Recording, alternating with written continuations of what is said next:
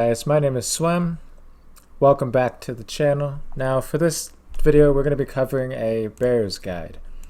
So if you don't know what Barrows is already, it's basically just a mini game. There's six brothers that you have to defeat, and then at the end you run through a little maze and you open a chest and you can get Barrows pieces.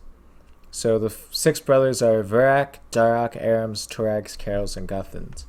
So the absolute first thing we're going to cover is how to get there. I recommend just buying the Barrows Teleport, which we have here. They're approximately 2,667 each. There's no requirements to use them except buying them out of the GE or obtaining them through other methods. And it'll teleport you directly above the Barrows minigame. I recommend for this you'll want at least 75 magic and at least 70 range to do this efficiently. The only methods that I'm going to be doing for this is magic and range. So each Barrows brother except Arams has basically no magic defense, so it doesn't really matter what you wear. However, if you're a lower level, I would recommend bringing some melee armor rather than Carols. So I'm going to cover basically the low methods and then the high level methods. So for the high level methods, I just bring Carols because then I can just use one little switch into my Carols crossbow. And I also use the bolt racks because no matter what, we don't need a Ava's accumulator or a range cape because you always lose the bolt racks per shot. So just take the best magic equipment that you can, such as in this case we have a Sears ring and a occult necklace for the magic damage. Normally, if you were low level, you could use a god cape, but I have a fire cape because it does help a little bit on the prayer bonus, as we will be using prayer. So I recommend at least a Trident of the Seas. If you don't have that, Ibon Blast will also work well. And if you're really low level, you could also technically use Magic Dart. But I recommend at least Ibon Blast or a Trident of the Seas. So now that you have that out of the way, let's go ahead and go to the Barrows with your Barrows Teleport or however else you want to get here. And you'll be faced with this here. So this is what it'll look like. Obviously V stands for Verak, Darok is over here, Arams is here, Guthans, Carols, and Torag. So let's go ahead and get right into going over each brother and what you're supposed to do on each one. Or aside from that, now that we've covered the gear setup, your inventory, you'll want a spade. I recommend at least a stamina potion. Depending on your prayer levels and the rest of your stats, I would recommend at least 3 prayer potions, 4 or 5. I don't really think you'll need that many really, but I recommend at least 2, maybe 3 full prayer potions if you're just learning this, just to be safe. Whatever food you can afford, you can have monkfish or sharks, it doesn't really matter.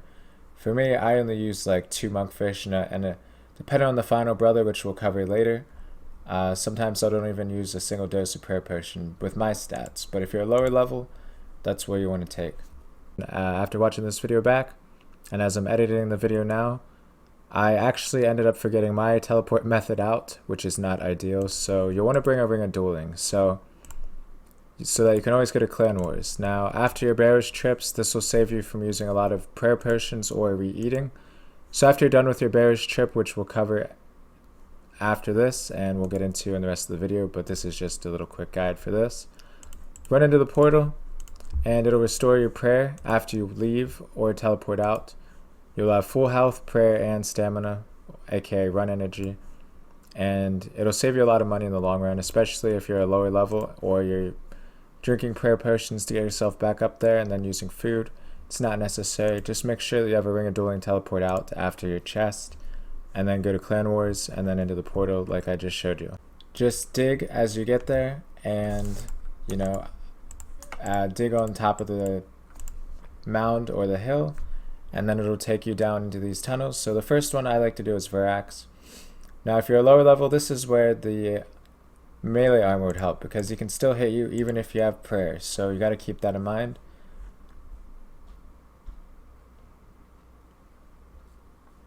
Now once he's destroyed, you can just walk straight up right away.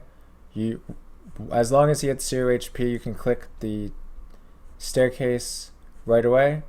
Now also note that while you're in the inside of the little tunnels or the hill there, once you're inside, A brother will spawn occasionally, and he won't damage you, but he will drain your prayers. So that's why you want the prayer potions, because several of these brothers that we'll be going over, you must have at least 43 prayer. Here is Darok. So we'll go over to Darok. Make sure you dig inside the tunnel. This is a brother you must have prayer for. Oh, my mistake. If you accidentally misclick, it doesn't matter. Just go back in and then redo it. But note that if you accidentally do misclick, his health will be back at full when you do go back down. So you don't want to leave until he's at 0 HP. Now Darok you must pray for because he hits extremely high, and I don't know his exact max hit, but I'm pretty sure he can do up to like 80 damage. The lower Darok's health is, he gets a full set bonus, which will increase his overall max hit and accuracy. So it's very important that you have Protect from Melee on at all times while fighting Darok. Aram, who is in the center. Now, if you're low on prayer, because they also drain your prayer while you're inside the tunnel, do not AFK in the tunnel while at your brothers after you defeat them. You want to leave and get out as quickly as possible. So now if you're, like I said at the start, if you have melee gear or whatever on, Aram's does have high magic defense, as he is the magic brother, so you'll want to use range or melee, but I find that range works best.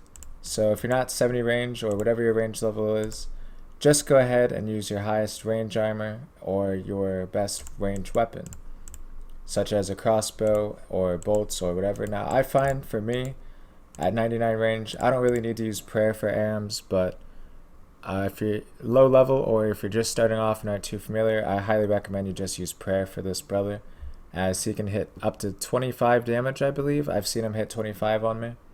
I haven't ever seen him hit higher than that, but regardless, he can hit in the mid-20s. So highly recommend, if you don't know what you're doing or if your range is lower, like 70s, to use prayer. Now the next one I do is Carol. So what you'll want to do for him, go down, pray range. This is a brother you also need prayer for, as he hits very frequently and can hit multiple 20s very, very quickly. So always pray on Carol as well. I mean, I haven't tested it with melee armor. It's possible that you don't need to pray. You'll either need to pray or just use food. So now that we're out of food, we'll see if he hits us at all before the end. Okay, he's destroyed. Now the other two, I don't really need to use prayer for these guys, but again, if your magic's low or you don't have a trident, then I would recommend praying, but I don't have to. So okay, now this is the hidden tunnel. I'll cover that after we finish this other brother. Now Guthans and Torags are both the same. For my stats, I don't need to pray, but again, if you're a low level, you know, that's why you always bring the extra prayer potions if you're just learning this, and that's why I recommend it. So basically, you know, if you need to pray for these guys or you find that they hit you a lot, then use your prayer. If you're like me, and you'll see here, you know, they don't really damage me. So finish this guy off and then we'll go back to the tunnel. The final brother. Okay, now we have 0 prayers, so it doesn't matter if I stand here and talk a little bit. But there's a few things that we'll cover as we go in this. But the main thing I'd like to say before we go in here is, if you're on mobile, you can't do this, so this rule doesn't apply if you're on mobile. But if you have the RuneLite, plugin, that's how we have that. So it also will show a minimap in the tunnel, show the value of chests and the brother's location. And RuneLite also has puzzle answers. So we'll cover the puzzle answers when we get to the door, and we'll cover the chests and what to do when you're down there. But if you don't have mobile, that's okay. I'll still cover. I mean, if you don't have RuneLite, we'll still cover this. So now that you're in the tunnel, okay, this is where the minimap will come in handy for the RuneLite plugin. If you don't have it though, just look at all these doors, and your goal of this mission or this tunnel is to get to the center, aka the chest. So when you first come in here, you won't spawn at the same spot every time when you go down. So our goal is to get to the center, so each one of these doors will be able to be opened, and the path is different every time. So as you can see with the RuneLite, it shows the little minimap in the top right, and so because of that, we know that this is the door or the proper way to go. Now also note that whichever brother is left at the end, it'll be random every time for the tunnel, that you go down into. So the final brother would be different every time. And save the final tunnel for last. Do not come down to the tunnel until you have one brother left.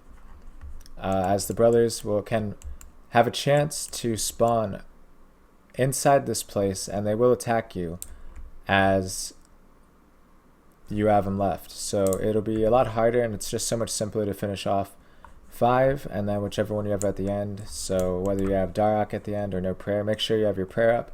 So now we're at the next part of this. Now as you can see, we have a reward potential that'll go up to 100. Keep it at the mid 80s. Don't go above 88 if possible. The higher the level of the monster in the cave, the higher the potential for each one that you defeat. So you want to stay at 88 because that'll give you the absolute highest GP for it, basically.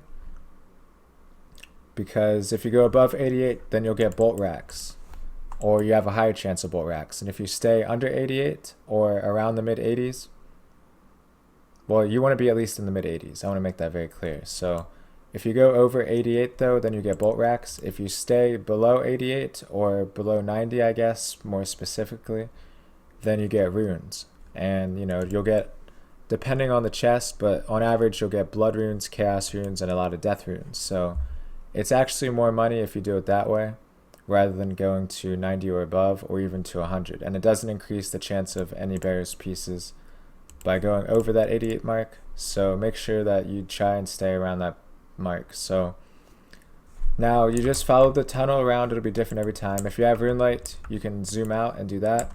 Now I'm going to go over the tunnel answers to the tunnel after we do this one, which will get us close to our 88 KC. If you do go over to your 88 KC, I think we'll get 90 now in this one. Because of that, I should have done a crypt spider instead. But here's the answer to the puzzles. You'll be faced with these puzzles, and you got to find the next one in the sequence. So this answer is the square. This one is the one in the center, one at the top and one at the bottom. You'll also be attacked by these, so you gotta answer somewhat quick. This one's the square again. Okay, we got the square again. There's several of them. I'm gonna try and cover each one if we can get them on this video. So okay, there you go. You can pause it at this one. The answer to that one is right there. And then I believe there's one more. There's the answer to that one. Now, if you don't have rune light or you're on mobile, just select the one that's green. Proceed through to your chest, and as you can see here, the final one decided to attack us. Now, normally, if they don't spawn in the cave or the tunnel, which is what we just went through and covered, then you know the final one, once you hit the open chest at the end, it will always pop out. Whichever one as long as you have one left, it'll always pop. The very final one will always come out when you left click open chest. Okay, so basically what it would look like is something like this. So you open the chest, now the brother would spawn out, and then after you finish the brother, left click and search the chest again, and then you'll get your reward. So as you can see, we did get bolt racks that time. We were at 97%. So if we hadn't gotten to 97%, we would have got more runes rather than that. But that was 46,000 GP. Guys, now you all know the end of these videos by now if you're a long time viewer. Like and subscribe to my channel, please, if this guide has helped you out. There we go, there's the wave. And we'll see you guys in the next video, and hope you all have a great day.